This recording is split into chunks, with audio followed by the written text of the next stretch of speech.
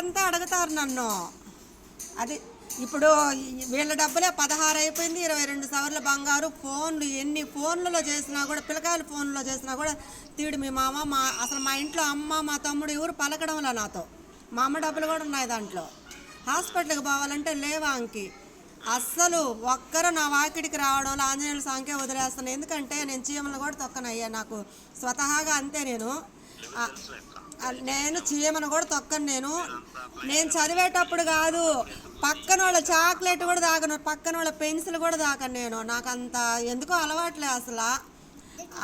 పని ఎవరి ఫోన్లో అన్నా వచ్చి మాట అన్నా చెప్పాలా అంటే, ఎవరు చేస్తే వాళ్ళని తిడుతున్నారని వాళ్ళు నా మీదకి వచ్చి, మా పిల్లోడు అసలు ఎలుకల ముందు మా తాగేస్తానని చెప్పి వాడు చెప్పి, కరెక్ట్గా చదువుల టైం ఇది. అప్పుడు నా చదువు టైమును కరెక్ట్గా నేను డిస్టింక్షన్లో ఉన్నా. అప్పుడు నేను అవన్నీ వద్దు, మళ్ళీ మొదటికి రావడం అవసరం లేదు. చాలా అసలు ఎటు పడితే అటు మాట్లాడింది ఇందిరా. నేను కామ్గా అయిపోయి చెప్పి అన్నీ పట్టుకొని ఉన్నా, ముత్తరాసాల గ్రూపులు అన్నిటి పెడతాను అని. మళ్ళీ మా తమ్ముడు వాళ్ళ కోసం ఆలోచించా. మళ్ళీ వాళ్ళు కూడా బయటకు వస్తారులే, ఎంత అయ్యా 3 గంటలు బస్సు ఎక్కిపోతే నాకు మా నాయన పేరు వస్తుంది నేను ఇప్పుడు వెళ్తే. ఏమి చొక్కా పట్టుకోమని అన్నారే అనుకో, ఎవరైనా పేరు చెప్పను. మా నాయనే పట్టుకోలే, అంత మమ్మల్ని ఈది లేకలాగి పరువులు తీసినప్పుడే ఆయనే పోయాడు. ఇంక మాదేముంది చెప్పు, ఆయనే లేడు మాకు. మేము ఎప్పుడు కలిసి కూడా పెద్దలేము. నేను 10 సంవత్సరాలు అప్పుడు పోయా హాస్టల్కి. ఆ ఊరికి కూడా నేను 3వ క్లాస్లోనే మా అవ్వ చచ్చిపోయింది. తర్వాత నేను ఎప్పుడు రాలా, మా ఊరికి కూడా ఎవరు రాలా. ఏదో ఎప్పుడన్నా వచ్చిన్నా కూడా నేను హాస్టల్లో ఉన్నా. సరే ఎన్నిలే, నాకు చెప్పేస్తే నా ఫోన్ ఏం బాగాలేదయ్యా, ఇది అసలు ఆ మాట కూడా ఉన్నట్టుండి ఆగిపోద్ది.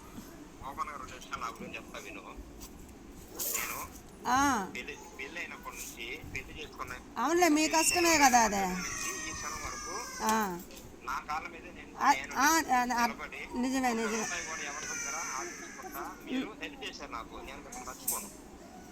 ఇప్పుడు ఆమె ఇప్పుడు నీ మీద చెప్పద్ది, అనూష ఇస్తానంటే అనూషని అడిగితే తంతాననింది. ఇప్పుడు ఆడేమంటదంటే 10 మంది ఉన్నప్పుడు ఇదిగో అంటది.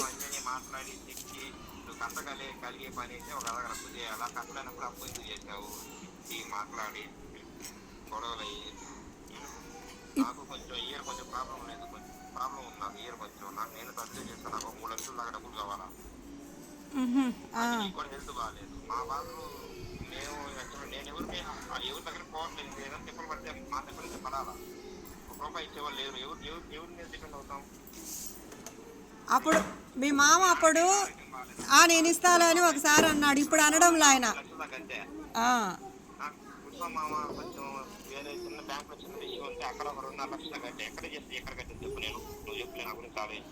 లేదు లేదు, మీ అమ్మ చెప్తుంటే చెప్తున్నా. ఒక్కసారి నేను ఇస్తానన్న మెసేజ్ ఒక్కటి చెప్తారు. మాట్లాడు. కానీ ఆ ఇవారు వెళ్ళిపోయాడు. నేను 1.70 కట్టింది నిజం. ఆమె వచ్చి ఈఎంఐ 30వ తేదీకి రిటైర్డ్ అయ్యి వెళ్ళిపోతున్నాడు, ఆయన వెళ్ళిపోతున్నాడు అని 3 నెలల ముందు నుంచి చెప్పా.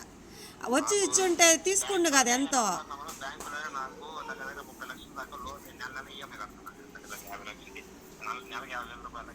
కదా.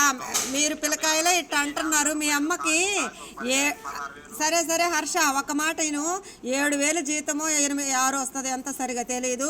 ఒక 80,000 అప్పు ఊరికే సహజంగా చెప్పడానికి ఒక 6 ఏళ్ల నుంచి తీర్చలేకుంది. 16 లక్షల అప్పు, 70,000 జీతం నాకు ఇంటిలోనుంది. మా పిల్లకాయలు చదువులు ఉన్నాయి, ఇంకా సమస్యలు ఉంటాయి.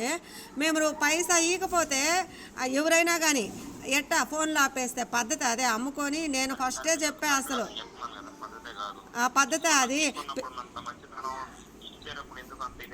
ఇప్పుడు బంగారయ్య అది పిల్లది. నేను ఒక సంవత్సరంకి కొన్ని సవర్లు తీసి, మా పాప 5వ సంవత్సరం ఉన్నప్పటి నుంచి మెచ్యూర్ అయిన దాకా అప్పుడు దాకే కొనగలిగాను. తర్వాత ఇద్దరు చదువులకు వచ్చేస్తారు కదా. ఆ బంగారంతా ఖాళీగా ఉంది, వాడకుండా పెట్టి పట్టున వినాయక సాంగుడిలో ఇచ్చిన డబ్బులు బడికాడుకోవచ్చు. సురేంద్ర కూడా వచ్చాడు ఆ రోజు తీసుకోవడానికి. ఏంది అసలు బాబు ఈ నెలకే మళ్ళీ మా బాబు అడిగారు, అవి తీసి ఇచ్చేసాము. నేనే ఇచ్చింది. మళ్ళా మా ఊరి పిల్లకాయలు అడిగితే బాబు మేము చెప్తాడంట. అది నేను ఎప్పటికీ ఒప్పుకోను. చెప్పా స్వప్నకు కూడా, స్వాతికి. ఇప్పుడు గంప వెంకటేశ్వర కూతురు గెలిపించడం కోసం నా మెడలో తాడు లేకుండా చేశారని చెప్తున్నా ముదిగుర్తిపాళెం. ఎందుకంటే మా నాయని నేను ఇచ్చినానికి చెప్పకూడదు కదా. పెళ్ళికి ముందు కూడా మా అత్త మామన వాళ్ళని ఎట్ట అడుగుతారయ్యా, అసలు వాళ్ళు మాకు చుట్టాలా, వచ్చి పెళ్లి చూపులకు వచ్చి నా కర్మకాలు నాకు ఒంట్లో బాగాలేదని మా నాయన ఇచ్చేసాడు, జాగ్రత్తగా చూసుకుంటారులే అని. అంతే. వాళ్ళని అడిగితే సరే అది వదిలేద్దాం, అది తెలిసి తెలియక ఆ వయసులో. ఇప్పుడు మా బావ మేము చెప్పకూడదు కదా పిల్లకాయలకే. పిల్లకాయలు అంటే నీ వయసు ఉంటుంది, వాళ్ళు చిన్న పిల్లకాయలు కూడా కాదు. నేను లెక్క చెప్తాను అంటే నేను ఒప్పుకోలే. ఆమెను అడిగిచ్చే సుధాకర్ బావ వాళ్ళ చేత. అట్ట అడిగిస్తే 5 సవర్లో చెప్తుంది మా అత్త. ఈయనేమో 14 చెప్పాడు. అది చాలా తప్పు. ఒకటి తెలుసా, మా ఇంట్లో అస్సలు ఎవరు పలకడంలా.